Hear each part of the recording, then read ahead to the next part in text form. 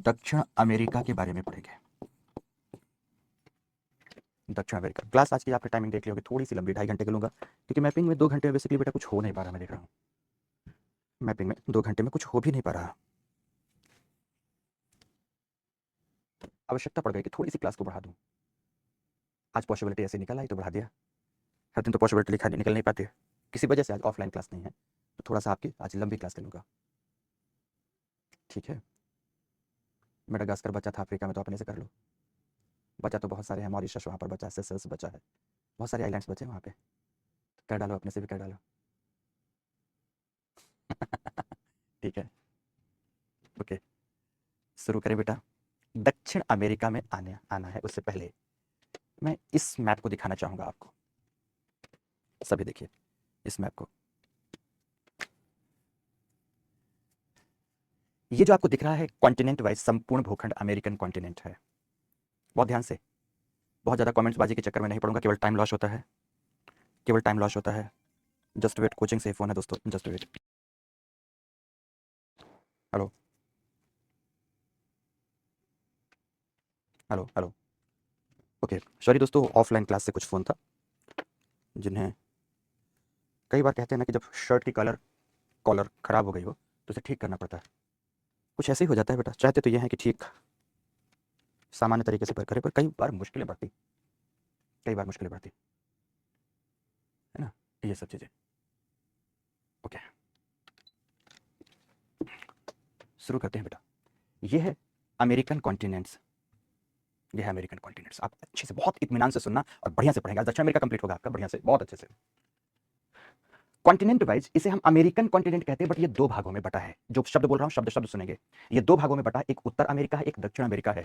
यहाँ पर एक कंट्री है बेटा, यहाँ दोस्तों ध्यान से, यहाँ एक कंट्री है पनामा, जिसमें पनामा कैनाल का तो नाम आपने पक्का पक्का सुना होगा।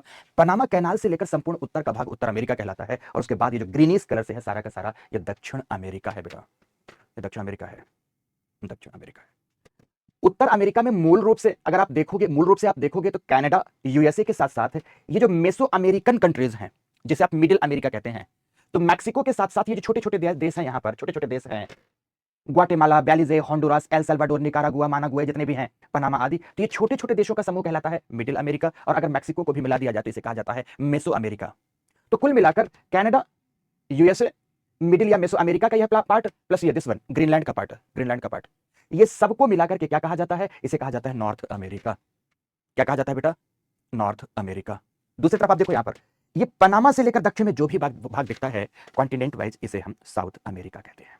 अब आगे बात बढ़ते हैं। भौगोलिक अवस्थिति के संदर्भ में अगर विभाजित किया जाए तो भौगोलिक अवस्थिति के संदर्भ में ये 3 पार्ट्स में बढ़ता है। उत्तर में ये अलास्का से लेकर, ध्यान से, उत्तर में ये अलास्का से लेकर यूनाइटेड स्टेट ऑफ अमेरिका तक का भाग, ये नॉर्थ अमेरिका होगा। यहां मैक्सिको से लेकर, ध्यान से, मैक्सिको से लेकर पनामा तक का भाग, पनामा तक का भाग, जिसमें ये कैरेबियन आइलैंड्स भी आ जाएंगे, इन्हें इन्हें अगर संयुक्त रूप से मिला दिया जाए तो इसे कहते हैं मेसो अमेरिका। क्या कहते हैं दोस्तों? इसे मेसो अमेरिका के नाम से जानते हैं। और पनामा से लेकर दक्षिण में केप हॉर्न तक का यह क्षेत्र साउथ अमेरिका के नाम से जाना जाता है, साउथ अमेरिका के नाम से जाना जाता है। फिर आगे बढ़ता हूं, समझने की कोशिश करिएगा।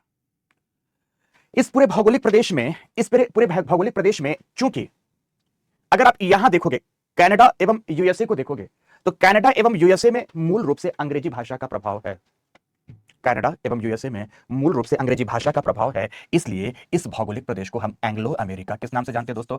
एंग्लो अमेरिका के नाम से भी जानते हैं। ये एंग्लो अमेरिका का हिस्सा कहलाता है। जबकि दूसरी तरफ आपको बता दूं, ये मैक्सिको से लेकर, मैक्सिको को भी शामिल करेंगे, अर्थात मेसो अमेरिका प्लस दक्षिण अमेरिका को मिला दिया जाए तो यहां पर लैटिन भाषा का प्रभाव है, यहां पर लैटिन भाषा का प्रभाव है, इसलिए इसे हम भाषाई दृष्टिकोण से लैटिन अमेरिका के नाम से जानते हैं। इसे फिर से बोलना चाहूंगा एक एक बात, क्योंकि कई बार बच्चे यहां पर कंफ्यूज रहते हैं, सर लैटिन अमेरिका कौन है, दक्षिण अमेरिका कौन है, उत्तर अमेरिका कौन है, पता नहीं चलता। तो आपको वही बात सबसे पहले समझाना चाहते हैं, कुछ भी बताने से पहले। ये मैपिंग भी साथ साथ आपकी चल रही है, आप ऐसा समझो बहुत अच्छे से, बहुत अच्छे से, कि अगर आप भौगोलिक दृष्टिकोण से देखेंगे, महाद्वीपीय दृष्टि से देखेंगे, तो ये केवल ये पूरा महादेश 2 भागों में बटा है। पनामा से लेकर संपूर्ण उत्तर का भाग उत्तर अमेरिका है, और पनामा के बाद जितना भी ये ग्रीनिश कलर का दिख रहा है, ये दक्षिण अमेरिका है। आगे बात भौगोलिक अवस्थिति के संदर्भ में, अवस्थिति के संदर्भ में आप अगर इसे देखें तो मैक्सिको और इस जो थॉमस है, जो स्थल संधि में अवस्थित देशों का समूह, जिसमें कैरेबियन आइलैंड्स जरूर सम्मिलित हैं, इन्हें हम कहते हैं बेसिकली मेसो अमेरिका। ये देखो यहां पर मेसो अमेरिकन कंट्रीज के नाम लिखे हुए हैं, यहां पर मेसो अमेरिकन कंट्रीज के बेटा यहां पर ये नाम लिखे हुए हैं। ये मेसो अमेरिकन कंट्रीज हैं जो कि यहां अवस्थित हैं और यहां अवस्थित है, अवस्थित है। ये मेसो अमेरिका। तो मेसो अमेरिका से उत्तर में उत्तर अमेरिका है और मेसो अमेरिका से के दक्षिण में दक्षिण अमेरिका है। लेकिन अगर भाषाई दृष्टिकोण से देखा जाए तो भाषाई दृष्टिकोण से कनाडा एवं यूएसए में अंग्रेजी भाषा का प्रभाव है, इसलिए उसे एंग्लो अमेरिका कहते हैं। जबकि जबकि मैक्सिको से लेकर मतलब पूरे मेसो अमेरिका और दक्षिण अमेरिका में लैटिन भाषा का प्रभाव है, तो लैटिन भाषा के प्रभाव के कारण से इसे हम लैटिन अमेरिका कहते हैं। फिर से बताना चाहूंगा, ये जो लैटिन अमेरिका का पार्ट है इसमें दो भाषाएं प्रभावी रूप से बोली जाती हैं।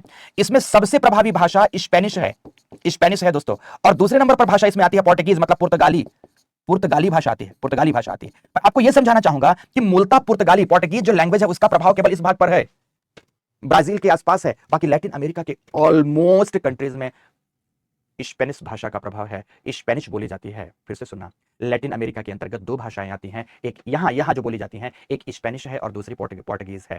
तो स्पेनिश भाषा और पोर्टुगीज भाषा कहां कहां, तो आपको बता दूं, पोर्टुगीज भाषा का प्रभाव मूलतः ब्राजील में है। उसके अलावा समस्त इस भौगोलिक प्रदेश में जिसे आप लैटिन अमेरिका कहते हैं उसमें स्पेनिश भाषा का प्रभाव दिखाई देता है, स्पेनिश भाषा का प्रभाव है। आगे बताना चाहूंगा, ठीक इसी प्रकार ये जो एंग्लो अमेरिका है, एंग्लो अमेरिका में भी दोस्तों दो भाषाओं का प्रभाव आपको दिखाई देगा, दो भाषाओं का भी प्रभाव दिखाई देगा। यहां पर जो कनाडा है, कनाडा में दिखेगी फ्रेंच, कनाडा में कौन सी भाषा दिखेगी, फ्रेंच। और जो यूएसए है यहां पर दिखेगी इंग्लिश, यहां पर दिखेगी इंग्लिश। ध्यान रखना, ये फ्रेंच लोग अंग्रेजी भाषा को हेय दृष्टि से देखते हैं, अंग्रेजी भाषा को ये एलीट लोगों की भाषा नहीं मानते, ये कुछ ऐसे ही मतलब समझ लो है ना, लोगों की भाषा समझते हैं। तो यहां फिर से बताऊंगा कि कनाडा एवं यूएसए को संयुक्त रूप से एंग्लो अमेरिका कहा जाता है, एंग्लो अमेरिका कहा जाता है। बट यहां दो भाषा का प्रभाव है, कनाडा में फ्रेंच मूलतः बोली जाती है और यूएसए में मूल रूप से बोली जाने वाली भाषा इंग्लिश है।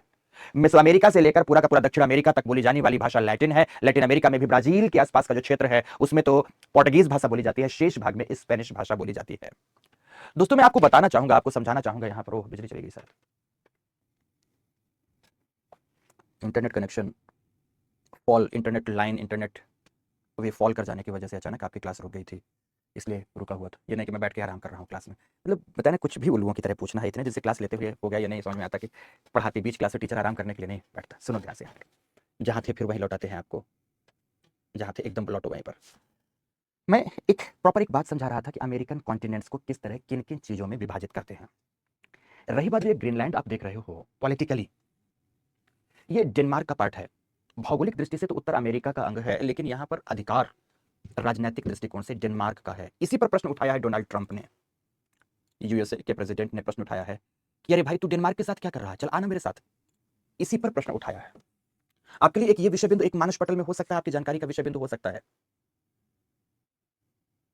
ठीक है, ध्यान से सुनते सुनते जाना कि आखिर डोनाल्ड ट्रंप उस वीराने से, जिसका ज्यादातर भाग वीराना पड़ा हुआ, उस वीराने से भाग पर इतना फिदा क्यों है। उनकी आसक्ति, उनकी यारानगी आखिर ग्रीनलैंड के साथ ऐसी क्या है, आपको जानना चाहिए, आपको समझना चाहिए बेटा। ठीक है, पर डेनमार्क से अलग करने के लिए उनके पास तरीका क्या है, किस तरीके से वो अलग कर सकते हैं, ये तमाम बातें हैं जिन पर आपकी एक यूपीएससी एस्पिरेंट की गहरी पैठ या गहरी समझ होनी चाहिए थी दोस्तों, समझ होनी चाहिए। तो इस भौगोलिक प्रदेश के बारे में आपको केवल इतना बताना चाहता हूं कि इसकी खोज मानव इतिहास के लंबे कालखंड तक दुनिया को नहीं थी, दुनिया को इसके बारे में ठीक से जानकारी नहीं थी। एक यूरोपियन नाविक था जिसका नाम था कोलंबस। 1492 में कोलंबस अपनी नौका में सवार कुछ दोस्तों के साथ, अपनी नौका में सवार कुछ दोस्तों के साथ वो निकलता है बेसिकली भारत की खोज में। भारत की खोज का मतलब ये नहीं था कि उस दिन से पहले तक भारत के बारे में इन्हें कोई जानकारी थी, नहीं, बल्कि इसका मतलब था कि वह भारत के लिए एक समुद्री मार्ग खोजना चाहता था। लेकिन रास्ते में समुद्री तूफान के कारण भटकाव बस वह जिस मार्ग की ओर जाना चाहिए उसे जाना था दक्षिण पूर्व की ओर, लेकिन सुदूर समंदर में रास्ता भटक वह दक्षिण पश्चिम की ओर चला गया। दक्षिण पश्चिम की ओर पहुंचा, बहुत अच्छे से पूरी कहानी को सुनते जाना दोस्तों। दक्षिण पश्चिम की ओर पहुंचा तो सबसे पहले पहुंचा ये जो कैरेबियन आइलैंड्स हैं, इन कैरेबियन आइलैंड्स में पहुंचता है दोस्तों, कैरेबियन आइलैंड्स में पहुंच जाता है। इन आइलैंड्स में पहुंचकर वो सोचता है कि हम इंडिया पहुंच गए, मतलब इंडियंस का मतलब होता है इंडिया के आसपास वाले आइलैंड्स में पहुंच गए हैं, इंडिया के आसपास वाले। कंफ्यूज होता है वो शायद वो सोचता है कि मैं इंडिया के आसपास के ही किसी आइलैंड्स में पहुंचा हूं, लेकिन आगे चलकर उसे ज्ञात होता है कि नहीं, ऐसी बात नहीं है, वह इंडिया के आसपास के आइलैंड में नहीं पहुंचा है बल्कि कहीं और है। और वह अपने मार्ग से भटकने की वजह से जहां पहुंचा है वह इंडिया नहीं बल्कि वह वेस्ट ग्लोब में है, इसलिए इनका नाम उसने वेस्ट इंडीज दिया, वेस्ट इंडीज आइलैंड्स दिया। ध्यान रखना, इंडिया की खोज में भटकी हुई नौका जब यहां पहुंचती है और उसे गलती से यह लग जाता है कि यह इंडिया है, इंडिया के आसपास के द्वीप हैं, इसलिए इसका नाम ऐसा कुछ रखा गया। आगे बात करूंगा। कोलंबस जिस मार्ग से का अनुसरण करता हुआ यहां पहुंचा था, कोलंबस जिस मार्ग का अनुसरण करता हुआ यहां पहुंचा था, उस मार्ग का अनुसरण करता हुआ एक दूसरा यूरोपियन नाविक इसी तरफ आता है। उसका नाम था अमेरिगो वेस्पुकी। अमेरिगो वेस्पुकी बेसिकली इन वेस्ट इंडीज आइलैंड्स के उत्तर में यूएसए के पूर्वी तटवर्ती भाग पर पहुंचता है। वहां पहुंचकर इस बात का जिक्र करता है वापस यूरोप लौटते हुए कि जिस भौगोलिक प्रदेश को मैंने खोजा है वह यूरोपियंस के रहने के लिए एकदम मुफीद सी जगह है, यूरोपियंस के रहने के लिए एकदम शानदार सी जगह है, उस जगह पर यूरोपियंस को जाना चाहिए।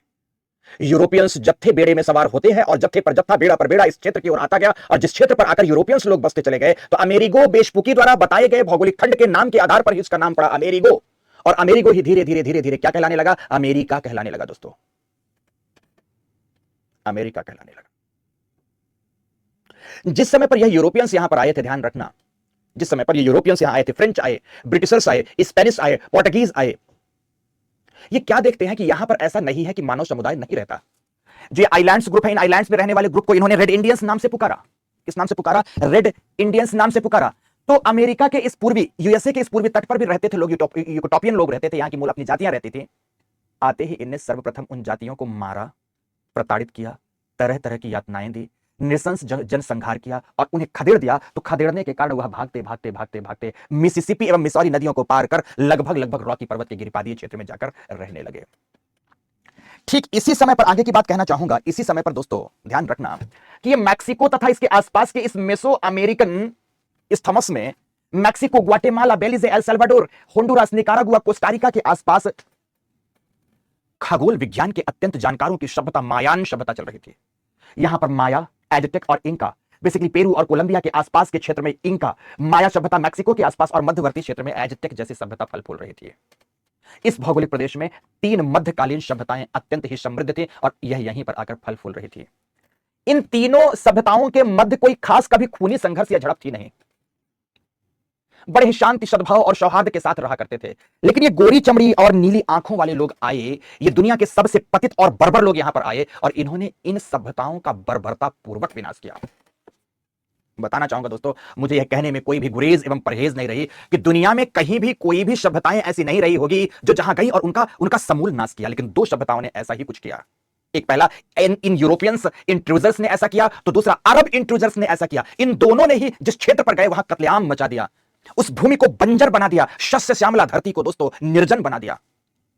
ये अत्यंत बर्बर जातियां थी और यह आए तो यहां भी इन्होंने यही किया। आपको कहानी पहले ऑस्ट्रेलिया में सुनाया था, अब यहां भी बता रहा हूं। माया, एज़टेक, इंका जैसी सभ्यताएं कुछ ही वर्षों में इनकी बर्बरता के कारण नष्ट हो गई दोस्तों।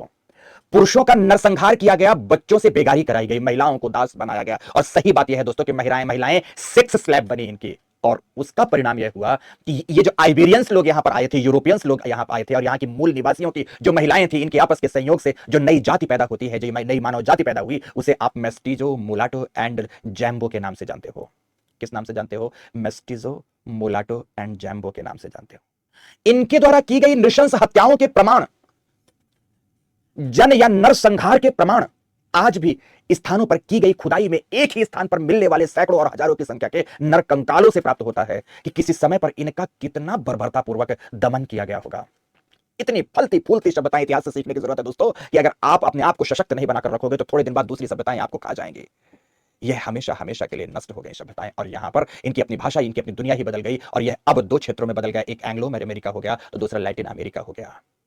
फिर मैंने क्या बताया? एंग्लो अमेरिका में आज भी कनाडा के आसपास के रीजन में फ्रेंच भाषा का प्रभाव है, लेकिन यूएसए में इंग्लिश भाषा है, जबकि मैक्सिको से लेकर दक्षिण अमेरिका के सभी देशों में से जो पुर्तगाल है, पुर्तगाल के आसपास बेसिकली पुर्तगाली भाषा के, सॉरी ब्राजील है तो ब्राजील के आसपास ब्राजील पुर्तगाली भाषा का प्रभाव है। उसके अलावा समस्त भाग में यहां पर स्पेनिश भाषा का प्रभाव है। ठीक है, समझने की कोशिश करिए दोस्तों। इसी भौगोलिक प्रदेश के मानचित्रण को, इसी भौगोलिक प्रदेश के प्रादेशिक अवस्थिति को आपको यहां पर पढ़ना है। तो शुरुआत करने के लिए आपको क्या लिखना होगा? ध्यान से, शुरुआत करने के लिए क्या लिखना होगा? तो लिखो सभी, बहुत अच्छे से लिखो। ऐसा कुछ लिखना होगा, भाषा कुछ ऐसा प्रयोग करते हैं, तो लिखो सभी, अटलांटिक महासागर के पार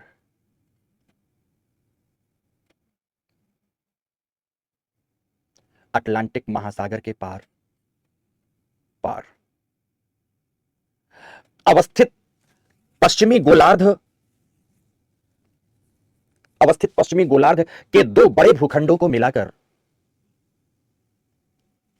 दो बड़े भूखंडों को मिलाकर मिलाकर अमेरिकन महादेश कहा जाता है।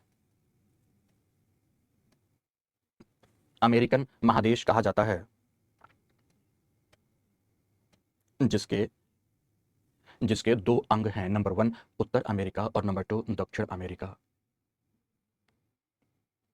उत्तर अमेरिका और नंबर 2 दक्षिण अमेरिका। अब नीचे लिखिए, उत्तर अमेरिका प्राचीनतम भूखंड लॉरेंशिया,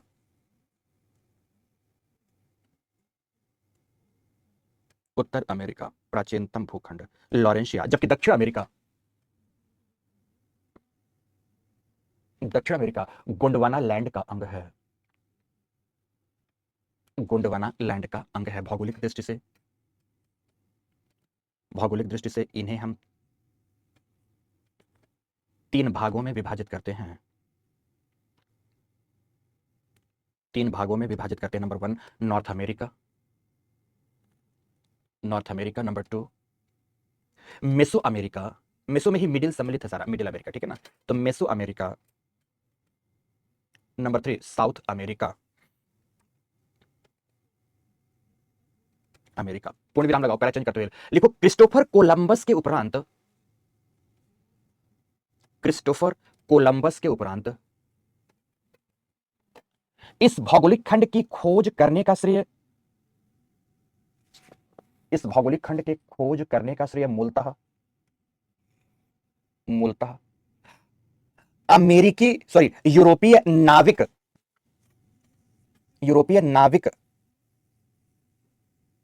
नाविक अमेरिगो वेस्पुकी को जाता है। अमेरिगो वेस्पुकी को जाता है, जिसकी वजह से ही जिसकी वजह से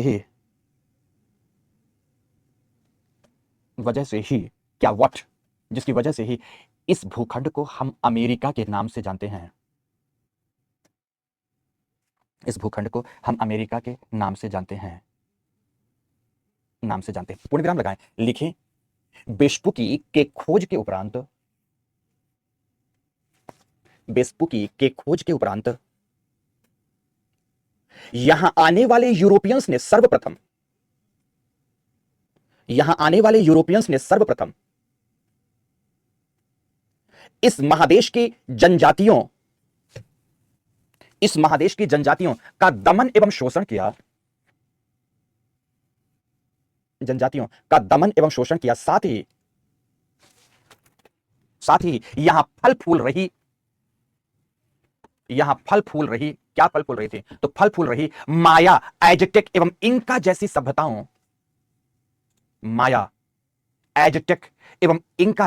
सभ्यताओं को समूल नष्ट कर दिया।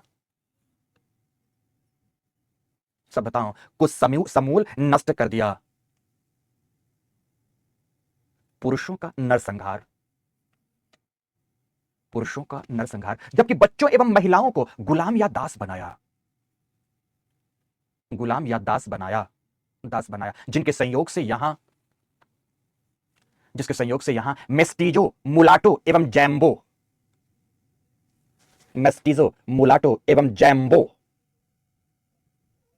जैसी मानव जातियां अस्तित्व में आई। पैरा चेंज करो, लिखो, भाषाई दृष्टि से इस महादेश को हम 2 भागों में विभाजित करते हैं। 2 भागों में विभाजित करते हैं। नंबर 1 एंग्लो अमेरिका, तो नंबर 2 लैटिन अमेरिका। अब नीचे से लिखेंगे, एंग्लो अमेरिका के अंतर्गत कनाडा में इसे कहते हैं बेसिकली रीजनल ज्योग्राफी। बेटा, ये सब चीजें आपको कभी भी मैपिंग में पढ़ने को नहीं मिलती है, कहीं भी होती भी नहीं है। ये बहुत गहरे, जिसको कहते हैं समंदर के बहुत गहरे पैठ लगाने पर ये असंख्य मोतियां जो मिली, मैंने आपको दिया दोस्तों। तो कनाडा में फ्रेंच भाषा, जबकि यूएसए में इंग्लिश भाषा का प्रभाव है।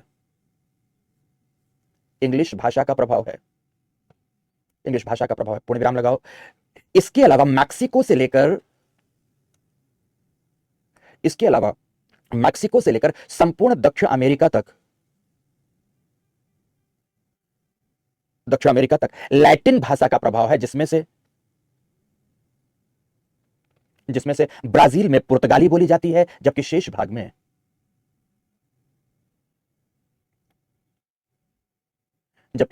में स्पेनिश स्पेनिश भाषा बोली जाती है। स्पेनिश पूर्ण विराम स्पेनिश पूर्ण विराम। अब लिखो, पहले चेंज करते हुए लिखो, हेडिंग दो सीधे, दक्षिण अमेरिका। दक्षिण अमेरिका, सीधे हेडिंग दो अब, दक्षिण अमेरिका। अब क्या लिखोगे इसमें, पनामा के ठीक दक्षिण में अवस्थित, पनामा के ठीक दक्षिण में अवस्थित महाद्वीप, महाद्वीप, पनामा के ठीक दक्षिण में अवस्थित महाद्वीप, जहां जहां वर्तमान में 12 स्वतंत्र देशों एवं दो उपनिवेश राष्ट्र अवस्थित हैं। लिखो, जैसे फॉकलैंड, यहां पे फॉकलैंड द्वीप होंगे, अभी दिखाएंगे थोड़ी देर बाद। जैसे फॉकलैंड ब्रिटेन द्वारा शासित है, ब्रिटेन इस समय पर यूएसए को लीज में दे दिया फॉकलैंड को, है ना, तो ब्रिटेन द्वारा शासित है। जबकि फ्रेंच गुयाना फ्रांस द्वारा इसके अलावा समस्त राष्ट्र स्वतंत्र एवं संप्रभु हैं, पूर्ण विराम लगाइए, फिर लिखेंगे दक्षिण अमेरिका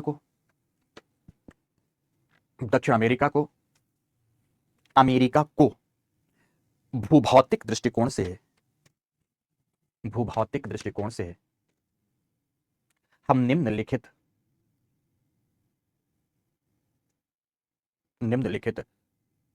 भागों में विभाजित करते हैं।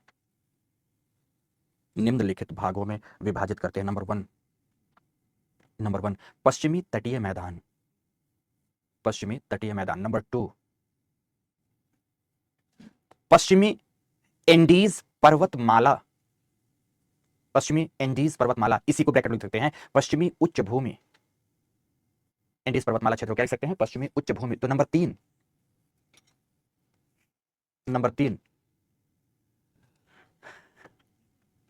पूर्वी उच्च भूमि। पूर्वी के साथ आप कह सकते हैं उत्तर पूर्वी उच्च भूमि लिख दीजिए, उत्तर पूर्वी उच्च भूमि। तो नंबर चार, मध्यवर्ती मैदान।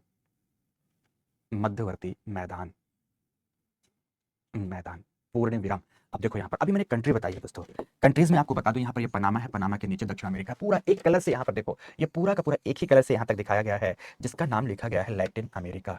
कंट्री वाइज अगर पॉलिटिकल मानचित्र में अगर आप देखोगे दोस्तों, तो यहाँ पे आपको ये फ्रेंच गुयाना मिलेगा, जहां पर फ्रांस का अधिकार है, और ये आइलैंड है दोस्तों, ये फॉकलैंड है। मानचित्र आराम से करते चलेंगे, फिर से बोलूंगा, ये फ्रेंच गुयाना है, फ्रांस का अधिकार है, जिसपे इसको बेसिकली इस समय पर कहीं भी श्यूडो कोलोनाइजेशन है, पूर्ण कोलोनाइजेशन नहीं है यहाँ पर। और ये है बेटा यहाँ पर फॉकलैंड द्वीप। फॉकलैंड द्वीप बेसिकली है यूके का, यूनाइटेड किंगडम का, बट इसे यूएसए को लीज पर दिया हुआ है। क्यों लीज पर दिया, जब वहां पहुंचेंगे तो बताएंगे, ठीक है ना। ठीक है, तो साउथ अमेरिका, नॉर्थ अमेरिका नहीं हेडिंग डलवा बेटा, अगर गलती से मैंने नॉर्थ अमेरिका कह दिया है तो उसको साउथ बदल देंगे। अब साउथ अमेरिका हम लोग आ रहे हैं, साउथ अमेरिका की आज मैपिंग करनी है, ठीक है। और फिर अब आप देखो कि यहाँ पर पॉलिटिकल मैप में आप देखना दोस्तों, और मैपिंग करना कि ये फ्रेंच गुयाना के बाद सूरीनाम आता है, फिर गुयाना है, और यहाँ पर ये वेनेजुएला है। वेनेजुएला, फिर से बोलूंगा, फ्रेंच गुयाना, सूरीनाम, गुयाना और वेनेजुएला है। आपको बताना चाहूंगा दोस्तों, याद से आप इसे ध्यान से देखें, ये वेनेजुएला से लेकर के ये फ्रेंच गुयाना तक का जो भी ये भौगोलिक प्रदेश है, इस भौगोलिक प्रदेश को बेसिकली इसको गुयाना हाईलैंड के नाम से जानते हैं। ये गुयाना हाईलैंड है बेटा, बहुत महत्वपूर्ण।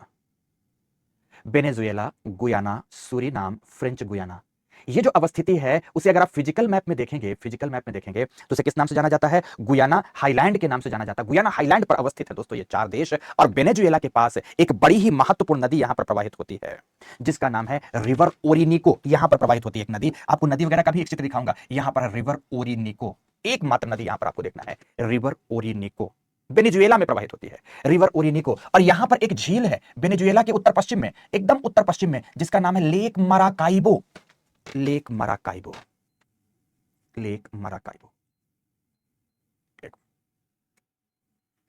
फिर से बोलना चाहूंगा, ये पूरा का पूरा पठारी क्षेत्र जहां पर इन 4 देशों की अवस्थिति है, गुयाना उच्च भूमि कहलाता है। गुयाना उच्च भूमि में यहां एक प्रधान नदी रिवर ओरिनिको है, और रिवर ओरिनिको के फिर पश्चिम में अगर आप जाते हैं या वेनेजुएला के उत्तर पश्चिम में जाते हैं तो मराकाइबो लेक मिलेगी। सब बहुत महत्वपूर्ण है बेटा, सब बहुत महत्वपूर्ण है।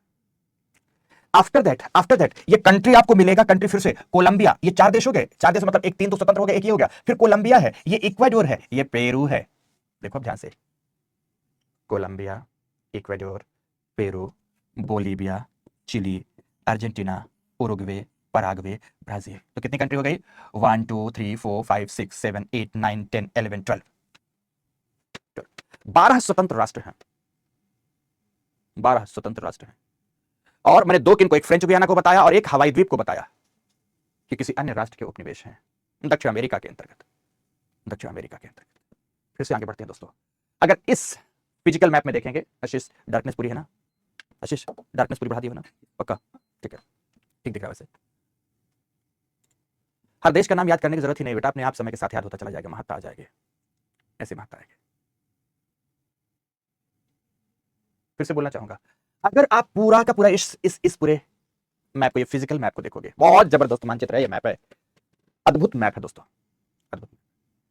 तो फिर से आपको शुरू करता हूं और दिखाता हूं। अभी आपने देखा दिस वन, ये गुयाना हाईलैंड, ये आपने ये वाला पार्ट देखा है, गुयाना हाईलैंड का पार्ट देखा है, गुयाना हाईलैंड का पार्ट। उसके अलावा दोस्तों यहां पर ये है, आपको एंडीज पर्वतमाला मिलेगी। एंडीज पर्वतमाला यहां 3 भागों में विभाजित है, एंडीज ओरिएंटल, एंडीज ऑक्सीडेंटल और एंडीज सेंट्रल। और यही एंडीज पर्वतमाला आगे बढ़ती है और फिर यहां पर 2 भागों में आ जाती है, 2 भागों में आ जाती है और फिर आगे जुड़ती है, फिर आगे जुड़ती है। और दोस्तों दिस वन कुछ ऐसा एकदम दक्षिणी टिप तक चली जाती है। दिस वन, ये पूरी एंडीज पर्वतमाला है बेटा। और इस एंडीज पर्वतमाला की यहां पर सर्वोच्च चोटी अवस्थित है, जिसे हम अकांकागुआ कहते हैं। अकांकागुआ की विशेषता है दोस्तों कि ये पूरे महाद्वीप की, या कह सकता हूं कि पूरे वेस्ट वर्ल्ड की, पश्चिमी दुनिया की सबसे ऊंची चोटी है माउंट अकांकागुआ। एंडीज की और दक्षिण अमेरिका की तो सबसे ऊंची चोटी है ही, बल्कि उत्तर अमेरिका के संदर्भ में भी सबसे ऊंची चोटी, मतलब अमेरिकन कॉन्टिनेंट की ही ये सबसे ऊंची चोटी है माउंट अकांकागुआ, ये एंडीज माउंटेन। यह भी बता दूं, एंडीज दुनिया की सबसे लंबी पर्वतमाला है। इतनी लंबी पर्वतमाला दुनिया में कहीं नहीं है। दुनिया की सबसे लंबी पर्वतमाला एंडीज है बेटा, एंडीज है, एंडीज है। एंडीज के इस भाग में जहां पर ये लेक टिटिकाका की अवस्थिति है, इस भाग में एक पठार है जहां पर अवस्थित है एक कंट्री बोलीविया। तो बोलीविया की वजह से इसे बोलीविया का पठार भी कहते हैं। मैपिंग करते चलो बहुत अच्छे से, आपके एटलस में सब कुछ दिया है।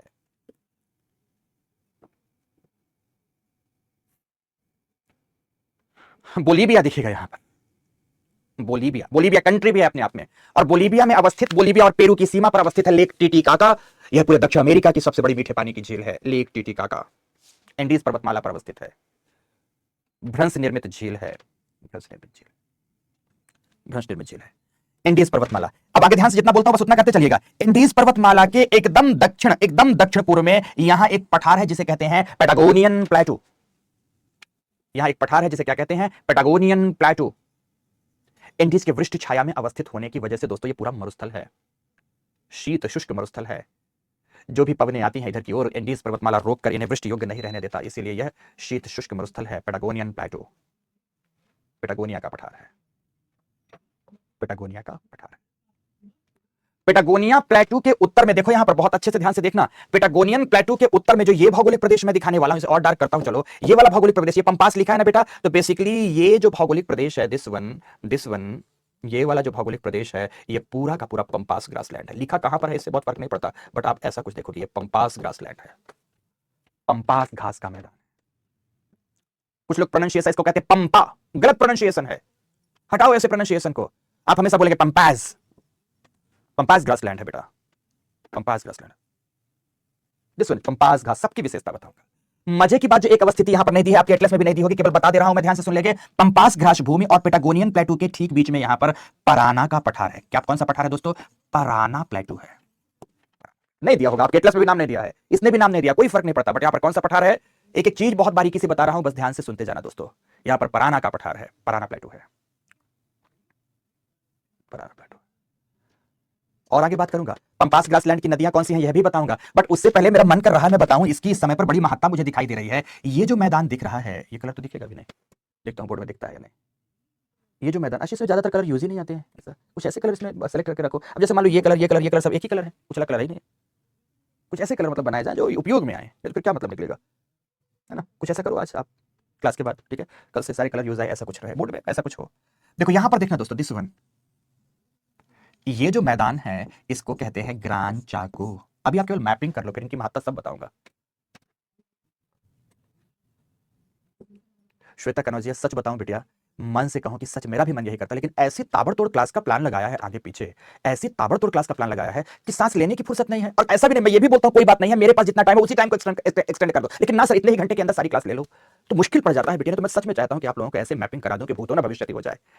अगर आप समझो कि मेरे ऊपर अगर ये कह दिया जाता सर इतने दिन में कर दो फिनिश, तो मुझे बहुत घबराहट सी होती है, अकुलाहट सी होती है, लेकिन मुश्किल हो जाता है क्योंकि आपकी क्लास लेना, उससे पहले लेना, उससे बाद लेना, फिर बाद लेना, फिर बाद लेना, बंद कर देना, वो थोड़ा मुश्किल पड़ता है। पर कोई बात नहीं, हम बहुत अच्छा कराएंगे बेटा आपको, करो बस अच्छे से, फालतू की बातों में बस मत मतलब। नदियों को बताएंगे बेटा, मत बोलो कि ये नदी है सर, मैं सब बताऊंगा, सारी नदियों को भी समझाऊंगा, सारी नदी दिखाऊंगा।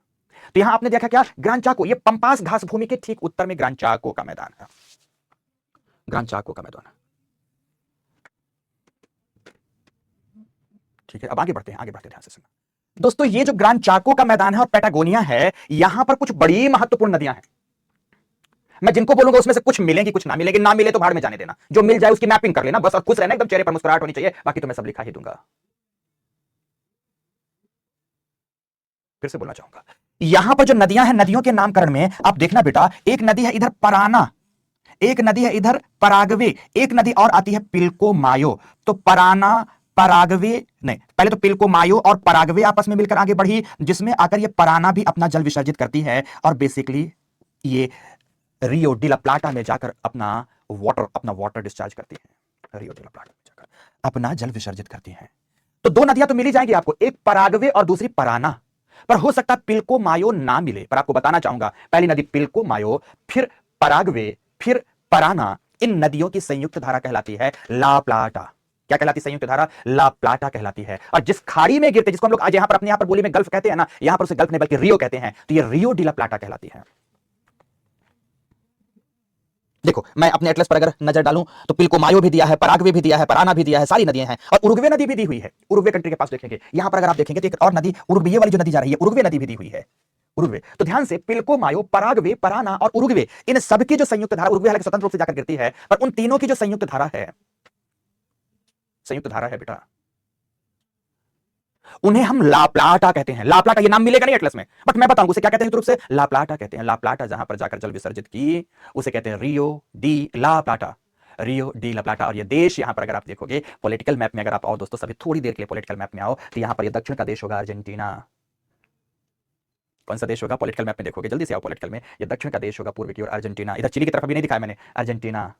अर्जेंटीना के उत्तर में होगा पराग्वे, अर्जेंटीना के उत्तर पूर्व में होगा Uruguay, Paraguay, Uruguay, Uruguay.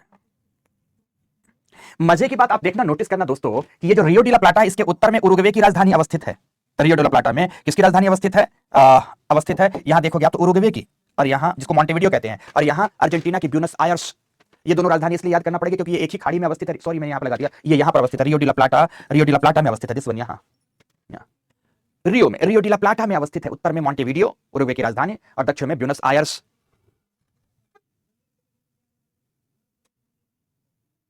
Buenos Aires, ठीक है, ब्यूनस आयर्स। इतना देखने के बाद एक बात और बताऊंगा, ये पेटागोनियन प्लेटू की एक नदी है जिसका नाम है नीग्रो, और ये दक्षिण अमेरिका की दक्षिणतम नदी है। वैसे भी कहा जाता है कि नीग्रो पूरी दुनिया की दक्षिणतम नदी है। ये बहुत बड़ा फैक्ट तो नहीं है, लेकिन बहुत गजब का फैक्ट है।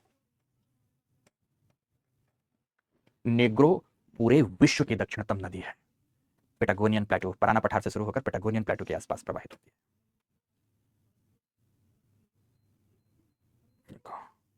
bahia ब्लांका में जाकर अपना ये जल विसर्जित करती हैं दोस्तों, bahia ब्लांका में जाकर, bahia ब्लांका में, bahia ब्लांका भी अपने आप में खाड़ी है, जाकर अपना जल विसर्जित करती है। ठीक है, फिर आगे बढ़ना चाहूंगा, फिर आगे बढ़ना चाहूंगा। तो शुरू करते हैं फिर से वहीं से शुरू करते हैं। आपने गुयाना उच्च भूमि देखा, गुयाना उच्च भूमि की एकमात्र नदी देखा ओरिनिको। क्या नदी देखा आपने? ओरिनिको नदी देखा। आफ्टर देखा आपने एंडीज पर्वतमाला, एंडीज पर्वतमाला के आंतरिक पठार के रूप में देखा बोलीविया का पठार। यहां सर्वोच्च चोटी देखा माउंट अकांकागुआ, एंडीज के दक्षिण पूर्व में अवस्थित पैटागोनियन प्लेटू देखा, उसके उत्तर में पराना पठार, फिर पंपास ग्रासलैंड, फिर ग्रांड चाको, और फिर नदियों का समूह देखा आपने पंपास ग्रासलैंड में, पिल्कोमायो, पराग्वे, पराना, उरुग्वे, ये सब नदियां आपने देखा, और देखा कि ये नदियां जाकर रियो डी ला प्लाटा में अपना जल विसर्जित करती हैं। इस खाड़ी में दो देशों की राजधानी, एक उरुग्वे की राजधानी, एक अर्जेंटीना की राजधानी अवस्थित है। आगे बढ़ते हैं, यहां की ओर देखिए। तो अब ये दोस्तों देखेंगे, यहां दुनिया की सर्वाधिक जलवाही नदी प्रवाहित होती है। दिस वन, दुनिया की सर्वाधिक जलवाही नदी,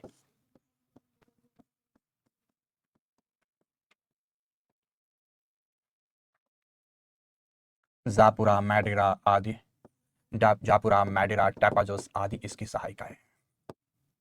बड़ी अद्भुत सी नदी है, और इस नदी को कहते हैं अमेजन रिवर। अमेजन जहां प्रवाहित होती है वो अमेजन रिवर बेसिन है, अमेजन रिवर बेसिन है, अमेजन रिवर बेसिन है। और अमेजन रिवर बेसिन के दक्षिण में अवस्थित ये जितना भी पठार है, ये ब्राजीलियन हाईलैंड है बेटा। ये पूरा पठार क्या है? ब्राजीलियन हाईलैंड है। मैपिंग अभी समाप्त नहीं हुई, आराम से, बहुत आराम से, इत्मीनान से बेटा, समाप्त नहीं। ये क्या है? ब्राजीलियन हाईलैंड है, ब्राजीलियन उच्च भूमि है। ब्राजीलियन उच्च भूमि का ही दक्षिणी पठार है माटो ग्रासो प्लेटू, या प्लेटू ऑफ माटो ग्रासो। ब्राजीलियन हाईलैंड का ही दक्षिण कहो, पश्चिम कहो, ये पूरा हाईलैंड, पूर्व तक के पूरा हाईलैंड का, ये पूरा पठार ही हाईलैंड है। नाम कहां लिखा, इससे बहुत कंफ्यूज मत होना।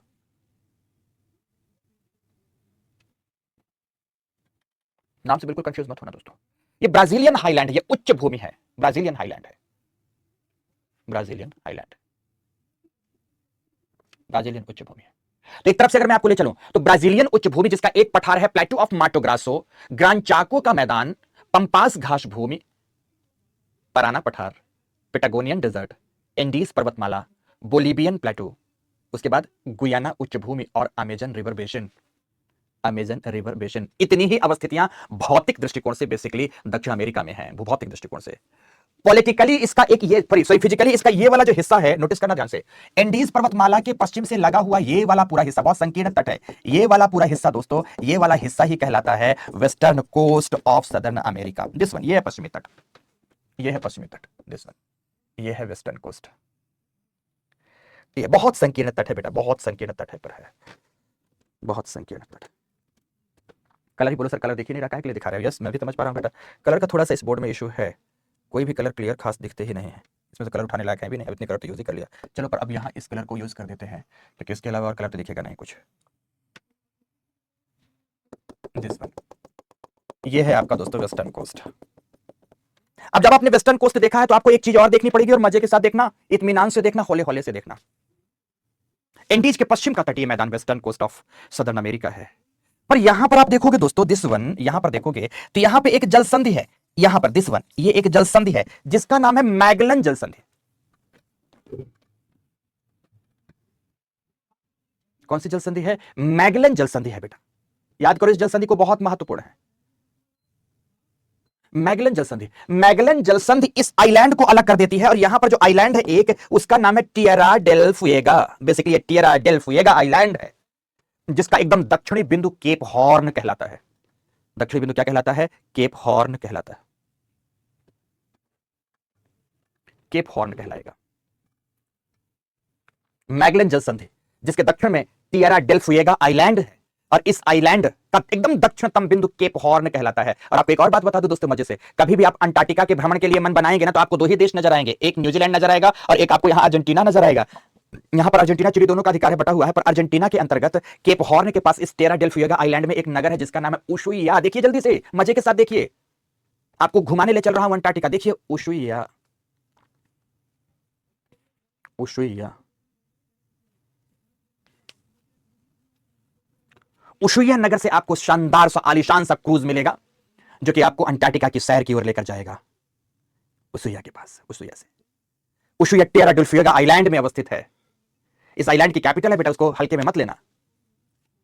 उशुइया दुनिया की दक्षिणतम राजधानी है, या आप कह सकते हो कि राजधानी मतलब उस आइलैंड की राजधानी की बात है, बाकी स्वतंत्र देश नहीं है, या कह सकते हो दुनिया का दक्षिणतम नगर है, इससे दक्षिण में कोई नगर नहीं है उशुइया के दक्षिण में, दक्षिणतम नगर है। ओके ओके, दिखा दोस्तों इतना। तो चलो अब थोड़ा सा पॉलिटिकल मैप तरफ भी आने की जरूरत है। पॉलिटिकल मैप में नहीं रहेंगे तो मजा नहीं आएगा, मजा नहीं आएगा दोस्तों। आगे सभी पॉलिटिकल मैप में तो देखो उशुइया में ही रहना। उशुइया के साथ आप पूर्व के साथ आगे बढ़ेंगे, आपको यहां पेटागोनिया में कोई नगर नहीं देखना, पंपास में कोई नगर नहीं देखना, पराग्वे उरुग्वे में कोई नगर नहीं देखना, कोई भी नगर नहीं देखना। यहां अर्जेंटीना की राजधानी और उरुग्वे की राजधानी आपने देख लिया है। एक को ब्यूनस आयर्स के रूप में देखा, एक को आपने मॉन्टेविडियो के रूप में देखा। मैं बहुत ज्यादा यहां पर आपको दिखाने के चक्कर में हूं नहीं, क्योंकि वो सब काम का है नहीं, जो काम का है बस वहां हो। ब्राजील के इस पूर्वी तट पर कुछ नगर जरूर है बेटा, जो बोल रहा हूं बस उतना सुनना। ब्राजील के इस पूर्वी तट पर कुछ नगर जरूर है बेटा, और उन्हें देखना है, उन्हें देखना है। ब्राजील के इस किनारे पर, एकदम किनारे पर, किनारे के टिप पर, बेसिकली ये बोरबोरेमा का पठार वाला हिस्सा है, बोरबोरेमा का पठार है। इस किनारे पर एक नगर है जिसका नाम है रेशिफे, रेशिफे नगर है। रेशिफे के दक्षिण में यहां पर अवस्थित नगर है शैल्वाडोर। शैल्वाडोर के दक्षिण में यहां अवस्थित एक नगर है रियो डी जेनेरियो, रियो डी जेनेरियो। इसके बाद यहां एक नगर है जिसका नाम है शाओ पॉलो, शाओ पॉलो। और शाओ पॉलो के पास ही एक नगर है सैंटोस, सैंटोस बंदरगाह है शाओ पॉलो का, सैंटोस। और यहां यहां राजधानी इसकी ब्रासिलिया है, ब्रासिलिया है, ब्रासिलिया अंदर है, तट पर नहीं है। Recife, Salvador, Rio de Janeiro, Sao Paulo, Santos, Santos. आपको बताना चाहूंगा दोस्तों, आपको बताना चाहूंगा और भी कुछ। इतने में अभी मेरा मन भरा नहीं, कहते हैं ना कि मन भरा नहीं, बस और सुनो ध्यान से, और सुनो ध्यान से, कुछ और भी, कुछ और भी। देखो यहां पर आओ। ब्राजील में थे, देखो सब कुछ यहां पर, माटो ग्रासो प्लेटो आपने देखा, ग्रांड चाको आपने देखा, ब्राजीलियन हाईलैंड देखा, पंपास ग्रासलैंड देखा, पेटागोनिया देखा, अमेजन रिवर बेसिन देखा, गुयाना हाईलैंड देखा, एंडीज पर्वतमाला देखा, बोलीवियन प्लेटू देखा, बोलीवियन प्लेटू में लेक टिटिकाका देखा, लेक टिटिकाका देखा, माउंट अकांका गुआ देखा, माउंट अकांका गुआ देखा, और यहां पर मैगलन जलसंधि के साथ टिएरा डेल फ्यूएगा देखा, केप हॉर्न देखा, केप हॉर्न देखा। कुछ अंतिम बातों की ओर पहुंचाना चाहूंगा दोस्तों, कुछ अंतिम बातों की ओर। यहां जब आप प्रवेश करोगे, यहां यहां आप देखना, तो ये पूरे के पूरे प्लेटू में, यहां यहां पूरे के पूरे प्लेटू में, यहां वेनेजुएला, ये गुयाना हाईलैंड के आसपास आओ, ये ओरिनिको नदी आपने देखा था, यहां पर ओरिनिको नदी आपने देखा था, ये नदी ओरिनिको है।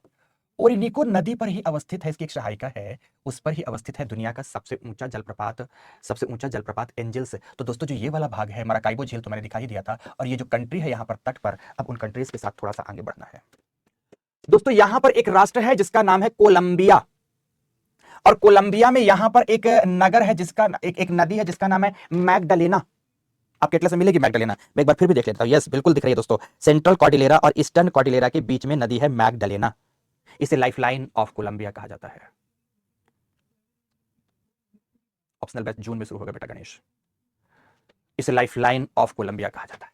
ये क्वेटो है, क्वेटो में आप जानते हैं इक्वेटर पर इसकी जो राजधानी क्वेटो है, इक्वेटर सॉरी इक्वेडोर की, ये इक्वेडोर कंट्री की राजधानी क्वेटो दुनिया की एकमात्र राजधानी है जो कि 100% किस पर अवस्थित है, बेसिकली इक्वेटर पर अवस्थित है, 0 डिग्री पर अवस्थित है। और यहीं पर दोस्तों छोटे छोटे आइलैंड है जिन्हें हम गैलापागोस आइलैंड कहते हैं। डार्विन बाबा जहां पर शोध कर रहे थे। इसी इक्वेडोर में ही कोटोपैक्सी एवं चिम्बराजो जैसी पर्वत चोटियां हैं, कोटोपैक्सी एवं चिम्बराजो जैसी पर्वत चोटियां हैं। ये पेरू है, पेरू की कैपिटल लीमा आप देख पा रहे हैं, पेरू की कैपिटल लीमा आप देख रहे हैं, Bolivia capital La Paz, Chile capital Santiago. तो अब आपको एक अंतिम अवस्थिति दिखाने जा रहे हैं। बेसिकली यहां पर दोस्तों, यहां पर दिस वन, पेरू से लेकर उत्तरी चिली के इस भाग में दुनिया का सबसे शुष्क मरुस्थल पाया जाता है, जिसे हम अटाकामा कहते हैं, driest desert of the world, driest desert of the world. बस इसके अलावा आपको दक्षिण अमेरिका में और कुछ भी नहीं देखना है बेटा, कुछ भी नहीं, मतलब कुछ भी नहीं। इतनी ही बातें देखनी थी जो मैंने आपको दिखाई। ये सारे चित्र बहुत अच्छे हैं, सारे मैप बहुत अच्छे हैं। तो शुरू करूंगा दोस्तों, कुछ मैं यहां से शुरू करूंगा, कुछ यहां से। आप देखिए कोलंबिया और यहाँ मैगडलेना है, सब कुछ है, सब कुछ है। तो शुरू करना है मुझे यहां से, लेकिन मजे की बात बताना चाहूंगा कि माना कि यहां पश्चिमी तट से शुरू करूंगा, माना कि यहां this one, suppose this one, ये आपका दक्षिण अमेरिका है, दक्षिण अमेरिका। इधर की ओर आपकी एंडीज पर्वतमाला है, सर्वोच्च चोटी एंटीज पर्वतमाला।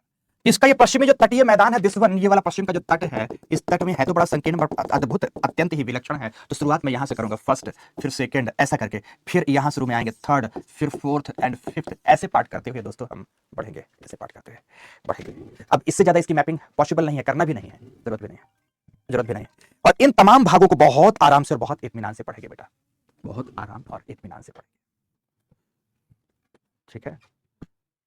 चार झील खारे पानी की झील है बेटा, खारे पानी की, ठीक है। आशा करता हूं कि जो भी दिखाया हूं मैप में सब कुछ दिख गया होगा। और अब आप बहुत अच्छे से लिखेंगे एक एक हिस्से को, एक एटलस एकदम सामने रखेंगे जब भी जैसे कोई नाम बोलता हूं। अच्छा, जैसे कुछ बच्चों को लगता है ना कि जैसे हमने अंटार्कटिका की मैपिंग कराई थी वैसा ही हमेशा कराते रहे। अरे बेटा, वैसे में मैपिंग करने में आपको 2 महीने लगेंगे, मुझे तो वैसे भी कराने में कोई दिक्कत नहीं, मैपिंग भी वैसे कराऊं, लिखाने में भी महाभारत लिखा दूं।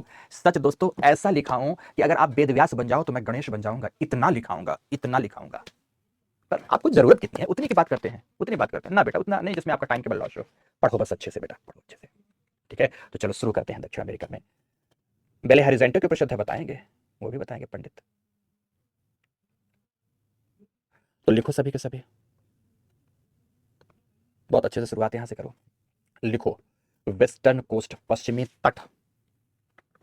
मैं अब केवल एकदम फोकस दो दोस्तों, कमेंट्स वगैरह मत करिए ज्यादा, सीधे आ जाइए। अब हम लोग लिखेंगे ध्यान से। अब देखो, इतनी देर तक आपने मैपिंग किया ना के बराबर लिखा, तो घंटे सवा घंटे तो एटलीस्ट लिखना पड़ेगा।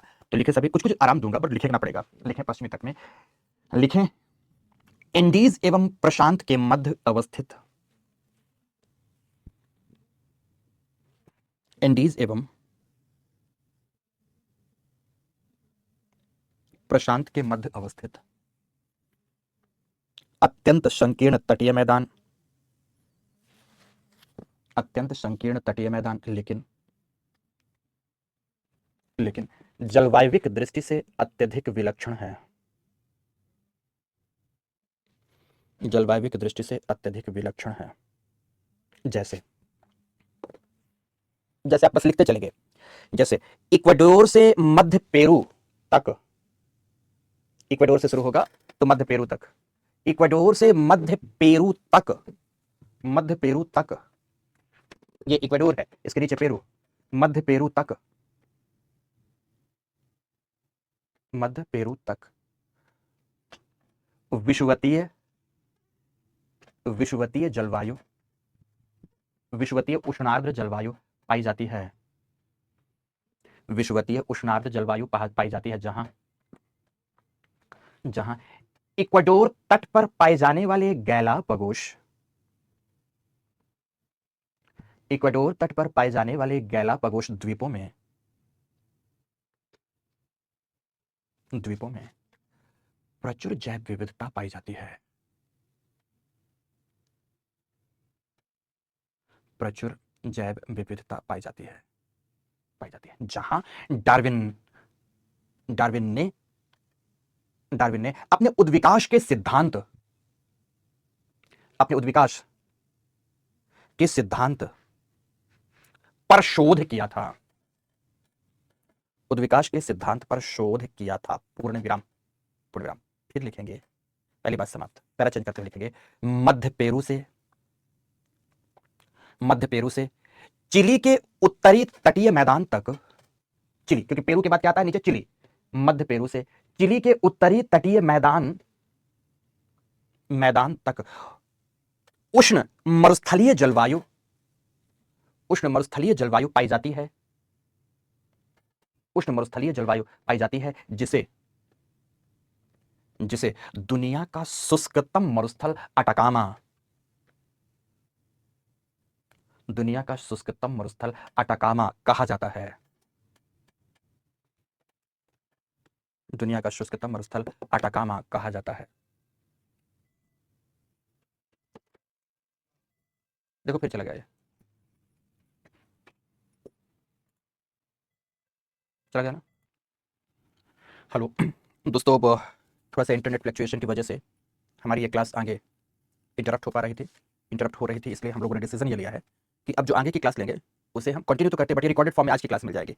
उस रिकॉर्डेड फॉर्म को भी आज ठीक वैसे ही आपको मानकर पढ़ना है, वैसे ही मानकर आप कंटिन्यू करिएगा जैसा आप प्रॉपर ऑफलाइन पढ़ रहे हो, ठीक है ना। मैं वही फील दिलाऊं, क्योंकि अब लिखाना तो है तो लिख लीजिए। अब रिकॉर्डेड क्लास में हम लोग लिख रहे थे अटाकामन डेजर्ट्स के बारे में, और वहीं से कंटिन्यू करते हैं कि शुरू करिएगा जहां से आपने किया है, अपने सेंटेंस को सुधारते हुए, बनाते हुए आप चीजों को आगे कर लीजिए, कंटिन्यू करिए कि मध्य पेरू से लेकर उत्तरी चिली तक अवस्थित दुनिया का शुष्कतम मरुस्थल अटाकामा, दुनिया का शुष्कतम मरुस्थल Atacama, driest desert of the world है बेटा ये। अटाकामा के बारे में बस इतना समझो, अटाकामा, जहां जहां आगे की बात करूंगा, जहां पेरू के तटवर्ती, जहां पेरू के तटवर्ती हिस्से में, ये पेरू का तटीय हिस्सा जो है, पेरू के तटवर्ती हिस्से में दुनिया का सबसे बड़ा नेचुरल फास्फेट, दुनिया का सबसे बड़ा प्राकृतिक फास्फेट भंडार पाया जाता है। दुनिया का सबसे बड़ा नेचुरल फास्फेट भंडार पाया जाता है। पूर्ण विराम लगा दीजिए। इसे लगाने के बाद लिखेंगे साथ ही इस मरुस्थल में दुनिया का सबसे बड़ा प्राकृतिक नाइट्रेट भंडार भी है। दुनिया का सबसे बड़ा प्राकृतिक नाइट्रेट भंडार भी है, नाइट्रेट भंडार भी है। पूर्ण विराम लगा दीजिए और पूर्ण विराम लगाने के बाद फिर लिखेंगे सभी, पूर्ण विराम लगाने के बाद सभी लिखेंगे कि चिली के अंतर्गत, मतलब जो चिली में आता है अटाकामा मरुस्थल, चिली के अंतर्गत इस मरुस्थलीय क्षेत्र में तांबा एवं लौह अयस्क के विशाल भंडार हैं। तांबा एवं लौह अयस्क के विशाल भंडार हैं। हेलो, नहीं ये क्लास हो पा रही है, वो हो रहा है। तांबा, copper and iron ore deposit पाया जाता है, तांबे के संदर्भ में लिखिए यहां अवस्थित नाम लिखना है और याद करना है, चूंकि कमाटा, ये बहुत महत्वपूर्ण नाम है, चूंकि कमाटा दुनिया का सबसे बड़ा, दुनिया की का की जगह की लिखो, दुनिया की सबसे बड़ी तांबे की खान है, largest copper mine of the world, है ना, दुनिया की सबसे बड़ी तांबे की खान है। पूर्ण विराम। अच्छा लिखो, लौह अयस्क का उत्पादन ला सरेना के समीपी खानों से किया जाता है। ला सरेना एंटाफागेस्टा आदि अवस्थित है यहां पर, कि समीपी खानों से किया जाता है। पूर्ण विराम कि समीपी खानों से किया जाता है। पूर्ण विराम। फिर पैरा चेंज करो, फिर क्या लिखोगे, मध्य चिली, अब इस वाले हिस्से की बात करूंगा मैं, अब इस वाले हिस्से की बात करना है। मध्य चिली में भूमध्य सागरीय जलवायु, मध्य चिली में भूमध्य सागरीय जलवायु पाई जाती है। मेडिटेरेनियन क्लाइमेट है मध्य चिली में। उत्तर में थी विषुवतीय जलवायु, फिर उसके बाद आई मरुस्थलीय जलवायु, फिर आ रही है भूमध्य सागरीय जलवायु। भूमध्य सागरीय जलवायु पाई जाती है जहां अवस्थित राजधानी नगर सैंटियागो, जहां अवस्थित किसकी राजधानी, चिली की राजधानी, जहां अवस्थित राजधानी नगर सैंटियागो एवं समीपी नगर वेलपरासो। एटलस में नजर रखेंगे बेटा, रिकॉर्डेड क्लास है तो क्या हुआ, बहुत अच्छे से पढ़ो। समीपी नगर वेलपरासो दक्षिण अमेरिका में फलों के सबसे बड़े उत्पादक एवं निर्यातक हैं। फल, फ्रूट्स, खासकर खट्टे रसीले फलों का उत्पादन होगा यहां पर, सिट्रस फ्रूट्स होंगे। फलों के सबसे बड़े उत्पादक एवं निर्यातक हैं। साथ ही यहां दुग्ध उत्पादन एवं दुग्ध प्रसंस्करण का कार्य किया जाता है, पूर्ण विराम लगा के लिखेंगे, कि पैरा चेंज करते हुए लिखना है कि चिली की राजधानी सैंटियागो, यहां पर देखेंगे सैंटियागो। अर्जेंटीना की राजधानी ब्यूनस आयर्स से एक रेल मार्ग, ब्यूनस आयर्स से ट्रांस एंडीज रेल मार्ग से जुड़ी हुई है। सैंटियागो ब्यूनस आयर्स से ट्रांस एंडीज रेल मार्ग से जुड़ी हुई है, पूर्ण विराम लगाकर यह रेल मार्ग एंडीज पर अवस्थित, एक दर्रा है एंडीज पर, ऐसा निशान है मतलब दर्रा है, एंडीज पर अवस्थित उस पलाटा पास मींस दर्रा, उस पलाटा पास से गुजरती है। बहुत महत्वपूर्ण, एक ही दर्रा इसमें बता रहा हूं पूरे महाद्वीप में। उस पलाटा पास से गुजरती, ट्रांस एंडीज रेल मार्ग से बोलते हैं, रेलवेज बोलते हैं। पूर्ण विराम। फिर पैरा चेंज करो, फिर पहले चेंज करो, क्या लिखोगे? इस तट के दक्षिणी भाग में ब्रिटिश तुल्य जलवायु, ब्रिटिश तुल्य, देखो कितनी जलवायु होगी, पहली जलवायु, दूसरी जलवायु, तीसरी जलवायु, चौथी जलवायु, मतलब ब्रिटिश तुल्य जलवायु पाई जाती है, पाई जाती है। इसीलिए, इसीलिए यह तट जलवायविक दृष्टि से विलक्षण है, यह तट जलवायविक दृष्टि से विलक्षण है, विलक्षण है, पूर्ण विराम, बात समाप्त। यहां पर अब आते हैं उधर की ओर आओ, उधर की ओर आओ।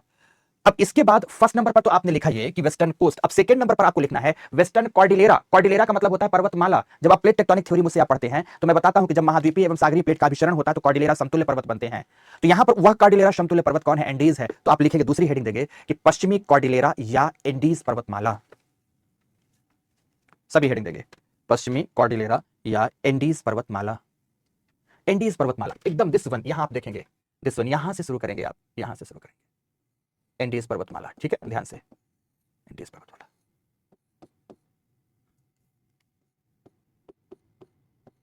पूरा दक्षिण तक चली जाएगी, ठीक है। इसकी कुछ चोटियों में यहाँ आकांका गुहा है, यहाँ ओजस डेल सलाडो है, यहाँ चिम्बराजो एंड कोटोपैक्सी है। पठारों के रूप में आप अगर देखेंगे तो ये आपको मैंने बताया, ये बोलीविया का पठार है। यहाँ एक झील अवस्थित है जिसका नाम है लेक टिटिकाका। तो अब यहाँ पर उत्तर में कोलंबिया से शुरू करेंगे और दक्षिण तक जाएंगे, दक्षिण तक। तो इंडीज के बारे में ही अब बात करनी है, इंडीज पर फोकस रहना है। तो लिखो, दुनिया की सबसे लंबी तथा दूसरी सबसे ऊंची, दुनिया की सबसे लंबी, लंबी तथा दूसरी सबसे ऊंची, दूसरी सबसे ऊंची पर्वतमाला एंडीज का उद्गम, पर्वतमाला एंडीज का उद्भव, का उद्भव कैसे कैसे हुआ? तो दक्षिण अमेरिकी प्लेट एवं, दक्षिण अमेरिकी प्लेट एवं प्रशांत के पूर्व में अवस्थित नजका प्लेट, प्रशांत के पूर्व में अवस्थित नजका प्लेट के अभिसरण से हुई है, के अभिसरण से हुई है, हुई है, पूर्ण विराम लगाएं। लिखो, यह पर्वत श्रेणी, यह पर्वत श्रेणी, यह नवीन पर्वत श्रेणी, ऐसा लिखें, नवीन वलित पर्वत श्रेणी लिखें और अच्छा होगा। यह नवीन वलित पर्वत श्रेणी दक्षिण अमेरिका में, दक्षिण अमेरिका में जलवायविक अवरोधक, क्लाइमेटिक बैरियर का काम करेगी है, जलवायविक अवरोधक एवं एवं जल विभाजक का कार्य करती है, जल विभाजक का कार्य करती है, जिसकी जिसकी सर्वोच्च चोटी आकांका गुहा, जिसकी सर्वोच्च चोटी आकांका गुहा संपूर्ण पश्चिमी गोलार्ध की सबसे ऊंची चोटी है, संपूर्ण पश्चिमी गोलार्ध की सबसे ऊंची चोटी है, आकांका गुहा संपूर्ण पश्चिमी गोलार्ध की सबसे ऊंची चोटी है, पूर्ण विराम लगाएं। इसके अलावा, इसके अलावा P Pacific ring of fire, तो प्रशांत अग्निवलय पेटी में, इसके अलावा प्रशांत अग्निवलय पेटी में अवस्थिति की वजह से, की वजह से चिम्बराजो कोटोपैक्सी, चिम्बराजो कोटोपैक्सी एवं ओजेस डेल सलाडो, चिम्बराजो कोटोपैक्सी एवं ओजेस डेल सलाडो जैसी, जैसे ज्वालामुखीय पर्वत चोटियां अवस्थित हैं। थोड़ा स्पीड मेंटेन रखना पड़ेगा। जैसे ज्वालामुखीय पर्वत चोटियां अवस्थित हैं। पूर्ण विराम, पैरा चेंज करो। एंडी, इसका नाम एंडीज एंडीसाइटिक मैग्मा की वजह से पड़ा है, तो लिखेंगे एंडीसाइटिक मैग्मा जमाव से निर्मित, केवल एंडीसाइटिक मैग्मा नहीं, वलन भी है ना। तो एंडीसाइटिक मैग्मा जमाव से निर्मित इस श्रेणी के उत्तरी भाग, यह श्रेणी उत्तरी भाग में, यह श्रेणी उत्तरी भाग में पूर्वी, मध्य एवं पश्चिमी, ओरिएंटल, सेंट्रल एंड ऑक्सीडेंटल, पूर्वी, मध्य एवं पश्चिमी श्रेणियों में विभाजित है, श्रेणियों में विभाजित है, विभाजित है, जहां, जहां पूर्वी एवं मध्य एंडीज, पूर्वी एवं मध्य एंडीज के बीच से निकलने वाली, के बीच से निकलने वाली नदी मैगडलेना, अभी दिखाया था आपको, कोलंबिया की जीवन धारा है ये, नदी मैगडलेना, मैगडलेना कोलंबिया की जीवन धारा कहलाती है, कोलंबिया की जीवन धारा कहलाती है, जिसके तट पर राजधानी बगोटा, कोलंबिया की राजधानी, जिसके तट पर राजधानी बगोटा अवस्थित है, अवस्थित है, पूर्ण विराम लगाकर कोलंबिया पशुपालन, पशुपालन, गेहूं एवं सोयाबीन उत्पादन, गेहूं तो बहुत कम मात्रा में है पर सोयाबीन का उत्पादन है, सोयाबीन उत्पादन के साथ साथ प्रमुख रूप से कॉफी का उत्पादक है। तो दक्षिण अमेरिका का दूसरा बड़ा कॉफी उत्पादक है, ये कॉफी का उत्पादक है।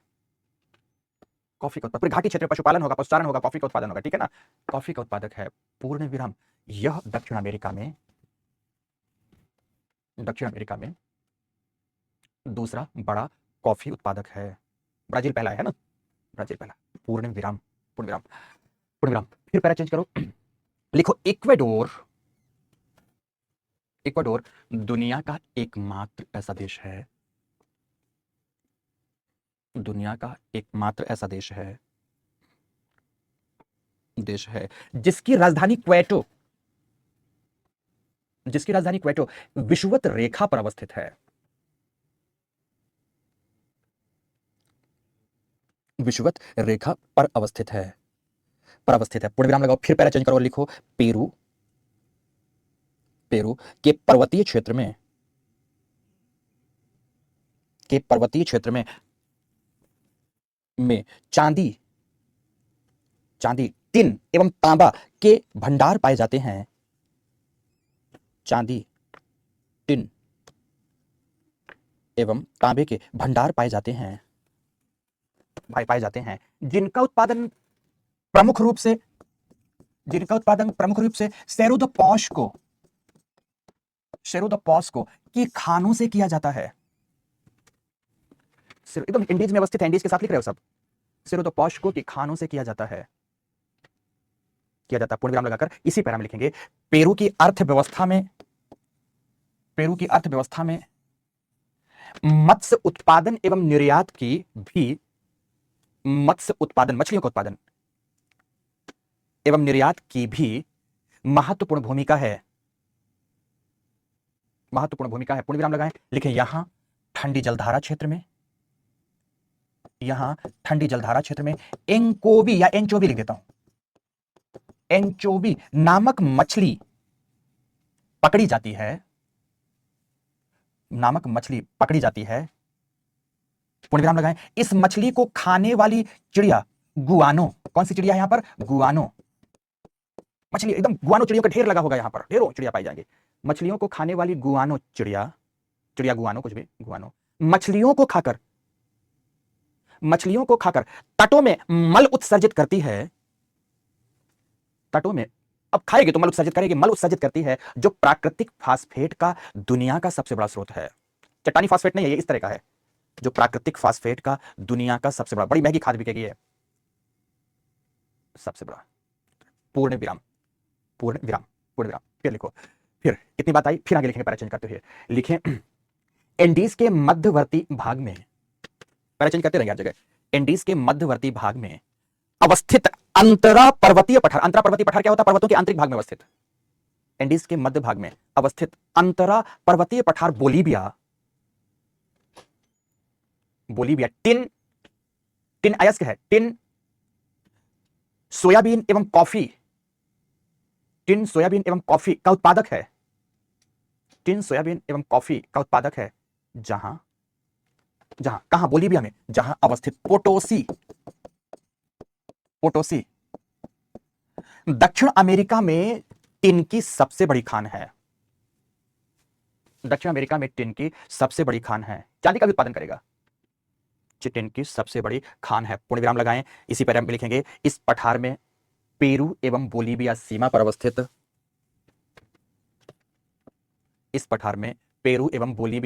अवस्थित लेक टिटिकाका झील भ्रंश निर्मित झील है।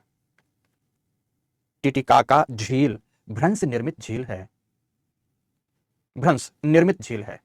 भ्रंश हो गया, यहां पर भ्रंश निर्मित झील है। पूर्ण विराम लगा के लिखिए यह दुनिया की ऐसी सबसे ऊंची झील है। कैसी, वो बात लिखना है।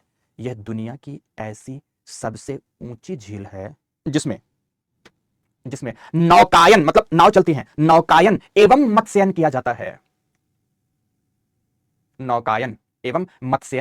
है। पूर्ण विराम। लास्ट पैरा इंडीज के बारे में लिखेंगे। क्या लिखेंगे? पैराग्राफ में लिखेंगे एंडीज के दक्षिण पूर्व में, एंडीज के दक्षिण पूर्व में अवस्थित वृष्टि छाया पठार, अवस्थित वृष्टि छाया पठार पेटागोनिया, पेटागोनिया, पेटागोनिया शीतोष्ण मरुस्थल है, शीतोष्ण मरुस्थल है जहां जहां रहने वाली मानव जातियां मुख्य रूप से क्या क्या काम करती हैं? मुख्य रूप से भेड़ एवं लामा, ऊंट की तरह का एक जीव होता है पर ऊंट से छोटा, भेड़ एवं लामा पालन करती हैं, भेड़ एवं लामा पालन करती हैं, तटीय क्षेत्रों में मत्स्यन करती हैं। कैसे चलेगा जीवन? भेड़ पालन करेंगे, लामा पालन करेंगे, मत्स्यन करेंगे, तटीय क्षेत्रों में मत्स्यन करती हैं। पेटागोनिया ऊन का महत्वपूर्ण उत्पादक है, भेड़ों से ऊन पाएंगे ये, सबसे बड़ा मैंने नहीं कहा, महत्वपूर्ण कहा है। पेटागोनिया ऊन का महत्वपूर्ण उत्पादक है, महत्वपूर्ण उत्पादक है।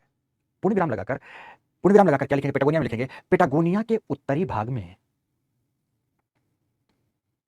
पेटागोनिया के उत्तरी भाग में,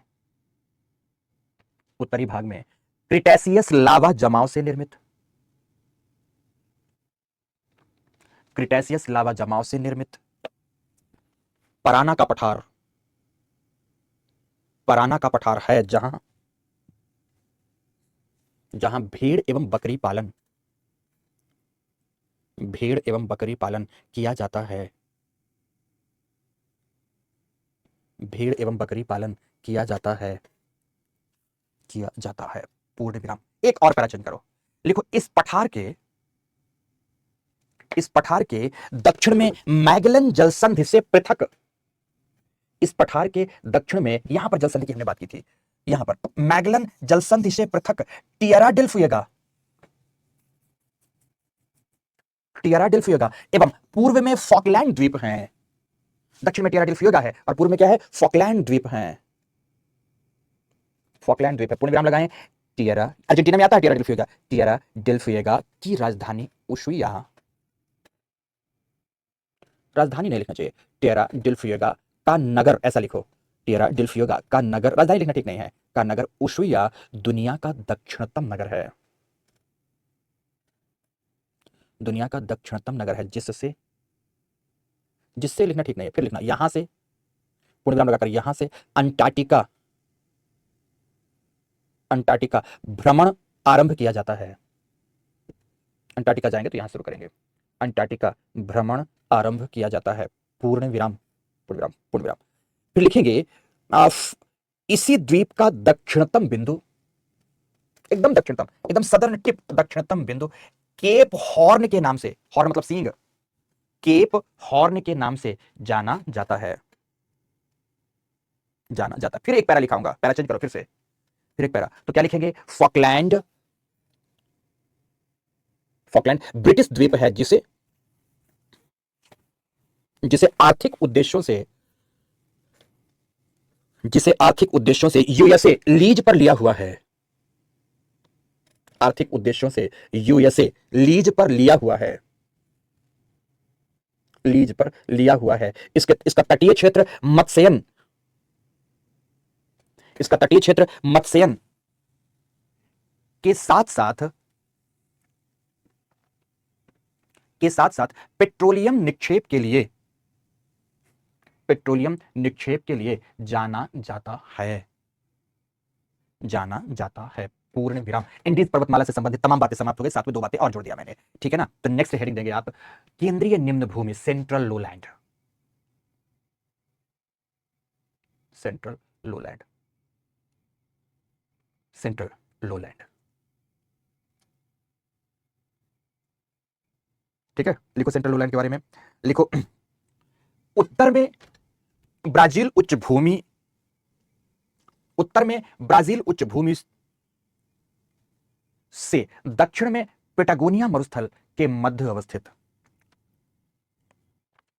दक्षिण में पेटागोनिया मरुस्थल के मध्य अवस्थित, मध्य अवस्थित, जिसे, जिसे दो भागों में विभाजित करते हैं, दो भागों में विभाजित करते हैं। लिखो नंबर वन पंपास घास भूमि या पंपास ग्रासलैंड। पंपास घास भूमि। लिखो यह शीतोष्ण मरुस्थल है। मरुस्थल नहीं, शीतोष्ण घास मैदान। शीतोष्ण घास मैदान है। टेम्परेट ग्रासलैंड है बेटा ये। जहां जहां व्हाट क्या क्या किया जाता है, गेहूं उत्पादन के साथ साथ मांस प्राप्ति के उद्देश्य से मवेशी पालन, एवं ऊन के उद्देश्य से भेड़ पालन का कार्य किया जाता है। ऊन के उद्देश्य से भेड़ पालन का कार्य किया जाता है।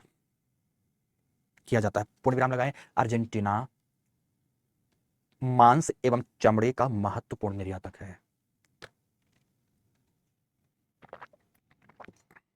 मांस एवं चमड़े का महत्वपूर्ण निर्यातक है। पूर्ण विराम। फिर क्या लिखेंगे आगे? लिखें इस मैदान की उर्वरता एक बार इसकी नष्ट हो गई मवेशी को चरने की वजह से। इस मैदान की पुनर्उर्वरता के उद्देश्य से, फिर से उर्वरता आ जाए, पुनर्उर्वरता के उद्देश्य से यूरोपीय घास अल्फा, दो बार अल्फा लिखना है, यूरोपीय घास अल्फा रोपित की जा रही है। यहां पे अल्फा नामक घास लगाई गई है। अल्फा रोपित की जा रही है ताकि मिट्टी फिर से पोषक बन सके, है ना। रोपित की जा रही है। पूर्ण विराम लगाएं। इसी पैराग्राफ में लिखेंगे इस मैदान की प्रमुख नदियां, कौन सी नदियां इस मैदान की प्रमुख नदियां? इस मैदान की प्रमुख नदियां उरुग्वे एवं ला प्लाटा हैं। उरुग्वे एवं ला प्लाटा हैं। पूर्ण विराम लगा के लिखेंगे कि ला प्लाटा पराना, पिल्कोमायो,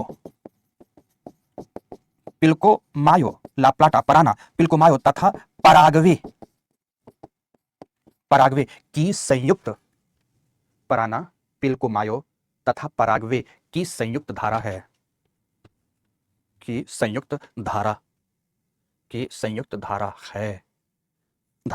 पूर्ण विराम। तो पहला था दोस्तों पंपास ग्रासलैंड। अब दूसरा नंबर पर लिखेंगे ग्रान चाको। ये तो पंपास ग्रासलैंड हो गया था ना। अब दूसरा लिखेंगे ग्रान चाको। क्या लिखेंगे दूसरा? ग्रान चाको का मैदान। डैश देकर लिखें यह दलदलीय अर्धशुष्क मैदानी क्षेत्र है। दलदलों में भी अर्धशुष्क क्षेत्रों में भी दलदल हैं। दलदलीय अर्धशुष्क मैदानी क्षेत्र है जहां विविध झाड़ीनुमा कठोर तने वाली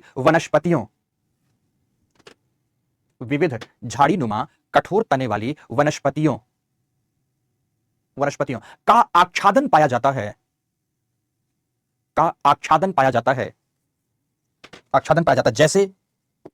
जैसे इस मैदान की सबसे महत्वपूर्ण वनस्पति क्वीब्रेको, ये वनस्पति है, पेड़ है यहाँ का, ट्रॉपिकल हार्डवुड है। महत्वपूर्ण वनस्पति क्वीब्रेको दुनिया का सबसे कठोर वृक्ष है। क्वीब्रेको दुनिया का सबसे कठोर वृक्ष है जिसे एक्स ब्रेकर मतलब कुल्हाड़ी तोड़, क्या कहेंगे इसे? कुल्हाड़ी तोड़ की संज्ञा दी जाती है। एक्स ब्रेकर, कुल्हाड़ी तोड़ की संज्ञा दी जाती है। पूर्ण विराम लगाएं। वर्तमान में बेसिकली ये बोलीविया, ब्राजील एवं पराग्वे में आता है। तो वर्तमान में इस मैदान का निर्वनीकरण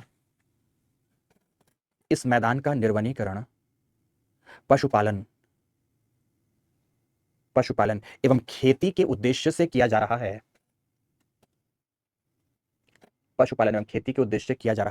इसलिए यह पारिस्थितिकीय दृष्टि से संकटग्रस्त क्षेत्र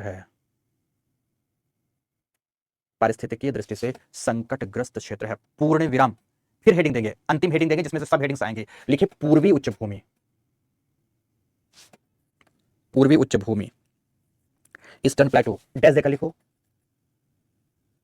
अमेजन नदी द्रोणी इस भूमि को दो भागों में विभाजित करती है। इस भूमि को दो भागों में विभाजित करती है। नंबर वन यहां आएंगे गुयाना हाईलैंड, गुयाना उच्च भूमि। क्या है ये? गुयाना उच्च भूमि है, दिस वन, गुयाना उच्च भूमि। उच्च भूमि लिख दिया आपने। नंबर वन गुयाना उच्च भूमि, पहले इसी पर फोकस रहना है। लिखें, इसकी सर्वोच्च चोटी माउंट रोरेमा है। गुयाना उच्च भूमि की इसकी सर्वोच्च चोटी माउंट रोरेमा है। माउंट रोरेमा है, पूर्ण विराम लगाएं। लेटराइटिक मिट्टी जमाव से युक्त, लेटराइटिक मिट्टी जमाव से युक्त यह पठार, लेटराइटिक मिट्टी जमाव से युक्त यह पठार बॉक्साइट का उत्पादक है। बॉक्साइट का उत्पादक है, जहां जहां प्रवाहित होने वाली ओरिनिको नदी, जहां प्रवाहित होने वाली ओरिनिको नदी घाटी क्षेत्र में फैले सवाना घास मैदान को, यहां सवाना घास मैदान है, यहां दिस वन, ये पूरा जो लैनोस लिखा है ना, सवाना घास मैदान है, घास मैदान को लैनोस कहा जाता है। सवाना घास मैदान को लैनोस कहा जाता है। पूर्ण विराम लगाकर इस नदी घाटी में पशुपालन कौमा कृषि के साथ पेट्रोलियम भंडार उपस्थित हैं, जिनसे वेनेजुएला द्वारा उत्पादन किया जाता है। पूर्ण विराम लगा के लिखेंगे, वेनेजुएला दक्षिण अमेरिका में पेट्रोलियम का सबसे बड़ा उत्पादक है। वेनेजुएला दक्षिण अमेरिका में पेट्रोलियम का सबसे बड़ा उत्पादक है। पूर्ण विराम लगाकर यह कौन, यह मतलब वेनेजुएला तटीय क्षेत्र से, कौन सा तट है? कैरेबियन सागर तट है। तटीय क्षेत्र से पेट्रोलियम उत्पादन के साथ साथ ये वाली झील जो लिखी है, ये दिस वन, मराकाइबो झील से दुनिया का सर्वाधिक प्राकृतिक कोलतार उत्पादित करता है। एस्फाल्ट का नाम जानते हो या कोलतार का नाम, किसी का भी आप नाम जानते हो। दुनिया का सर्वाधिक नेचुरल एस्फाल्ट या प्राकृतिक कोलतार का उत्पादन करता है। पूर्ण विराम लगाएं, पैरा चेंज करें। इस पठार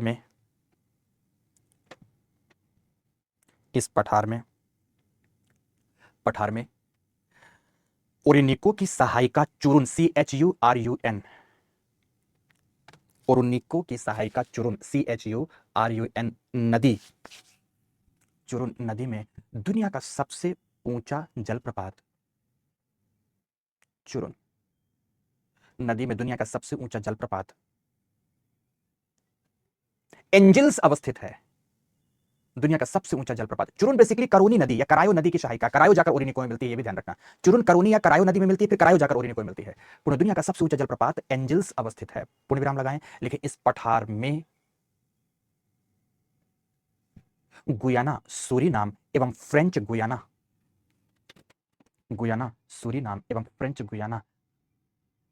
गुयाना जैसे देशों की अवस्थिति भी है। वेनेजुएला के साथ साथ जैसे देशों की अवस्थिति भी है। पूर्ण विराम। नेक्स्ट सेकंड पॉइंट लिखेंगे। पहले में लिख दिया आपने गुयाना उच्च भूमि, तो दूसरे में लिखो ब्राजीलियन उच्च भूमि। क्या लिखेंगे? एकदम लास्ट में पहुंच रहे हैं, बस 10 मिनट और बेटा। क्या लिखेंगे? ब्राजीलियन उच्च भूमि, ब्राजीलियन हाईलैंड। क्या है इसका नामकरण के पीछे की वजह? तो आप सभी के सभी लिखेंगे ब्राजील, यहां पर ये ब्राजील है, तो क्या लिखेंगे? ब्राजील नामक वृक्ष पाए जाने की वजह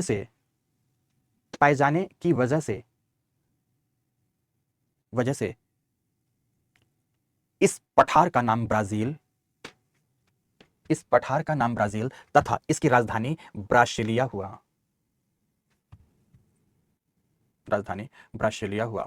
पूर्ण विराम। लिखें, इस पठार के मिनास जेरोस एवं माटोग्रासो पठार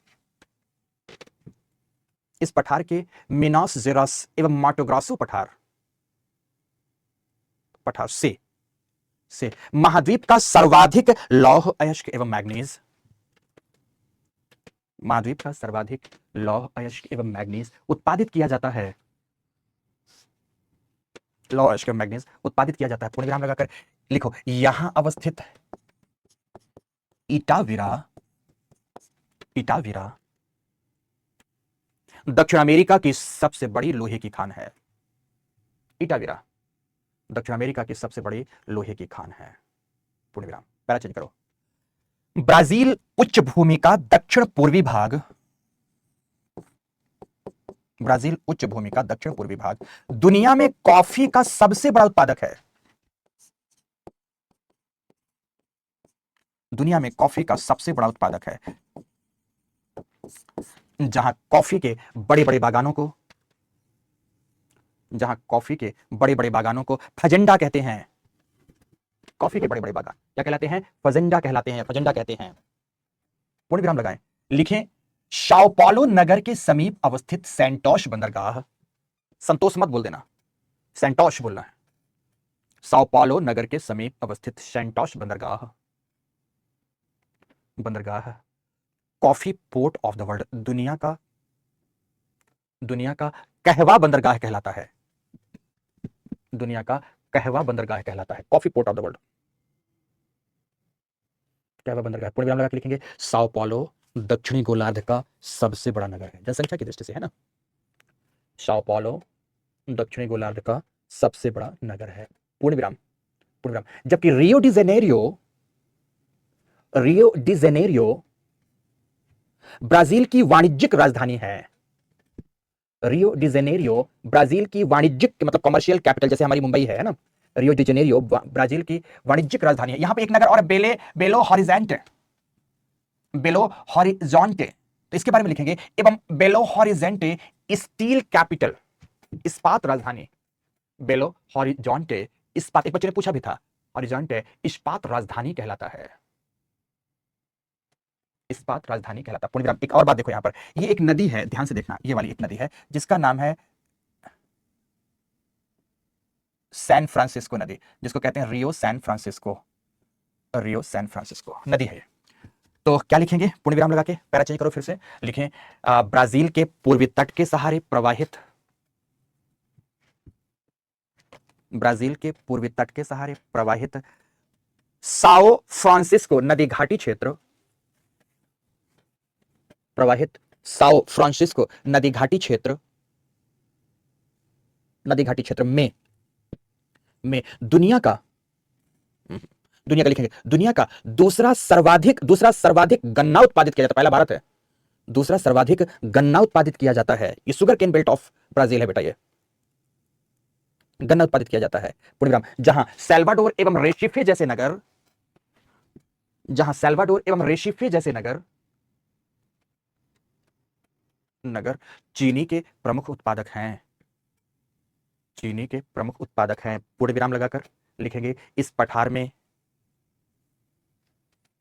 में पाए जाने वाले सवाना घास मैदान को, सवाना घास मैदान को, इस पठार का जो सवाना घास मैदान है, सवाना घास मैदान को कटिंगा कैंपोस एवं सिराडो, कटिंगा कैंपोस एवं सिराडो के नाम से जाना जाता है।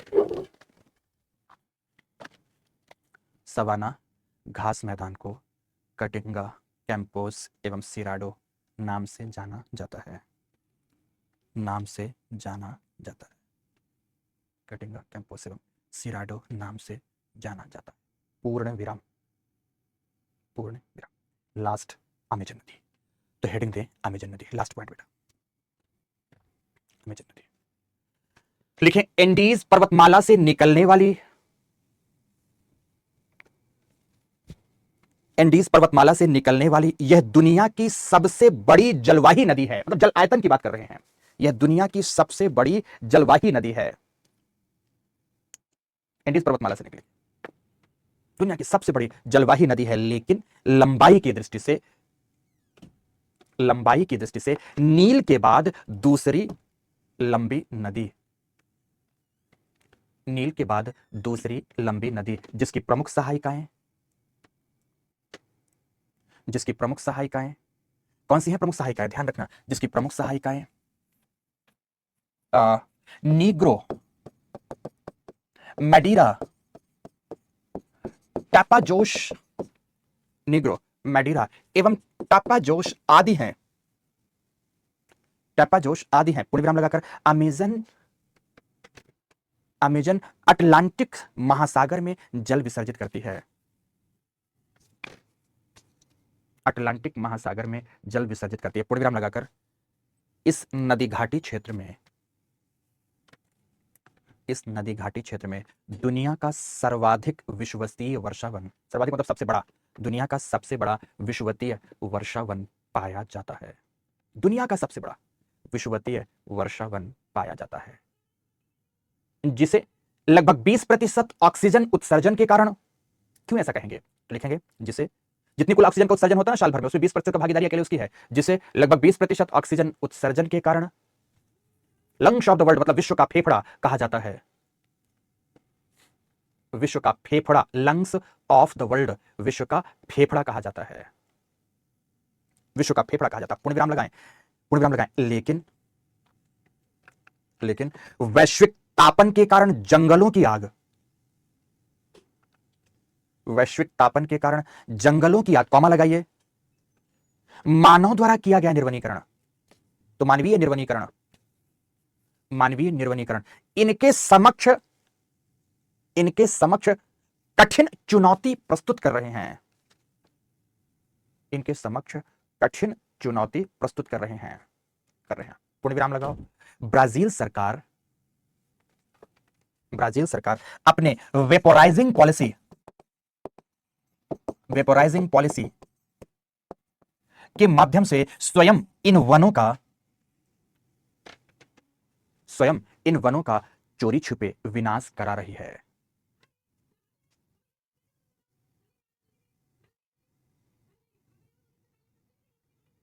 ठीक है, विनाश कर रहे हैं, पूर्ण विराम लगाएंगे, फिर लिखेंगे पैरा चेंज करते हुए, इस घाटी क्षेत्र की कई जनजातियां हैं, इस घाटी क्षेत्र की सबसे बड़ी जनजाति, सबसे बड़ी जनजाति बोरो, बोरो है, बस इस घाटी क्षेत्र की सबसे बड़ी जनजाति बोरो है, जो कि शिकार, खाद्य संग्रहण,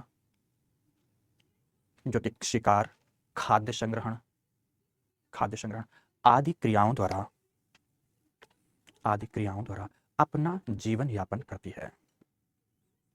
कहानी तो इस जनजाति के बारे में बहुत सी है, चलो सुनाएंगे कभी, आज समय पर्याप्त हो चुका है, आपको और ज्यादा परेशान न करेंगे, पूर्ण विराम, पूर्ण विराम, ठीक है दोस्तों। तो इसी के साथ दक्षिण अमेरिका समाप्त हुआ। सही मामले में बताऊं दोस्तों तो मुझे हमेशा यही लगता है कि मैपिंग के लिए कम से कम 3 घंटे की क्लास होनी चाहिए, तब तो कम एक कॉन्टिनेंट के साथ पूरा पढ़ के समाप्त कर पाएं।